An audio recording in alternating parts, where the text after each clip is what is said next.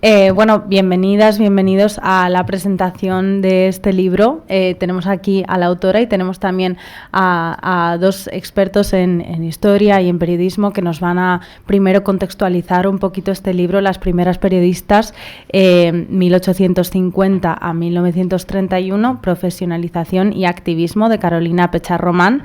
Nos acompañan, aquí a mi lado tengo a Pilar Díaz Sánchez y también tenemos a Andrea Donofrio. Bueno, pues el mérito del libro, que es la primera idea de contenido denso que quiero decir aquí, es que huye de la excepcionalidad.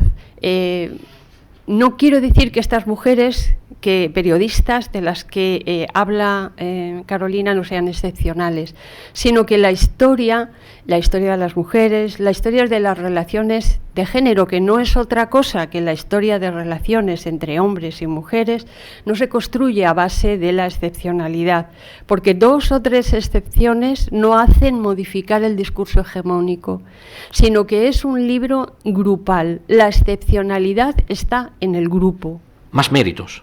El libro cuenta una diversidad de experiencias de las primeras periodistas. Nos va contando cómo cambian sus situación, cómo cambian sus intereses, y además, otro mérito que se me ha olvidado ahí en el tintero, que a aquellos que estudiáis y aquellas que estudiáis una carrera como periodismo es fundamental, es esta mirada comparativa entre España, Inglaterra y Francia. ¿Por qué? Porque casi también evitamos lo que yo en clase llamo falsos mitos o errores, digamos, al estilo de cuarto milenio, de imaginar cosas que no son. Es decir, allí podéis ver cuál es la verdadera situación de Francia, España e Inglaterra, es en una comparativa que además resulta especialmente interesante porque previamente la autora os ha puesto en el contexto y así podéis entender cuál es la diferencia de temas que se tratan, de intereses que dependen de la condición socioeconómica de cada país. Y eso obviamente os ayuda a poder comprender mejor los intereses. Gracias, muchísimas gracias Andrea, Ana y sobre todo a Pilar, porque en gran parte de estos agradecimientos se los tiene que llevar ella.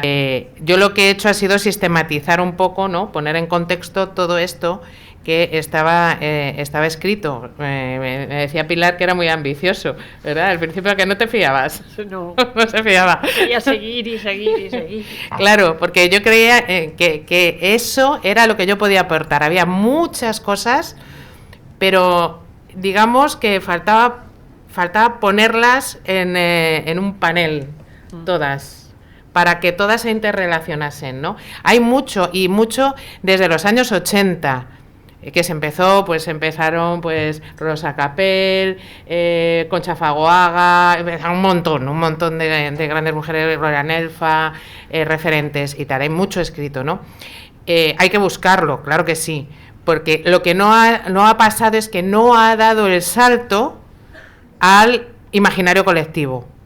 Lo que sí ha pasado con la Sin Sombrero, y en esto los periodistas, la profesión periodística, tenemos mucha responsabilidad y mucho trabajo que hacer, porque somos los que conectamos, digamos, también muchas veces la academia, lo que se investiga, lo que se descubre en la academia, con la audiencia, el público en general, ¿no? Entonces, la Sin Sombrero, por ejemplo, los documentales, los libros divulgativos han hecho muchísimo para poner a esas mujeres en el imaginario colectivo, ¿no? Pues a lo mejor hace falta movernos un poquito más para poner a otras muchas en otros sectores, ¿vale? Y que las conozca, digamos, el gran público, porque eso sí pasa más en Francia y en Reino Unido y en Estados Unidos y tal. Ahí se han puesto mucho más en valor a sus mujeres históricas, ¿no? Y me interesó mucho esta investigación porque se aprende un montón. Se aprende que hay muy pocas cosas nuevas en esta vida y mucho menos en estos avances y retrocesos del feminismo y de otros movimientos y de colectivos, etcétera, ¿no? Es aquello de acción-reacción. A cada avance, a cada ola, ha seguido una contraola. Ojo, con mucho peligro, porque se han reconocido algunas de las reivindicaciones de la ola, como en plan, cállate, que ya has conseguido lo tuyo, pero subterráneamente se ha vuelto para atrás.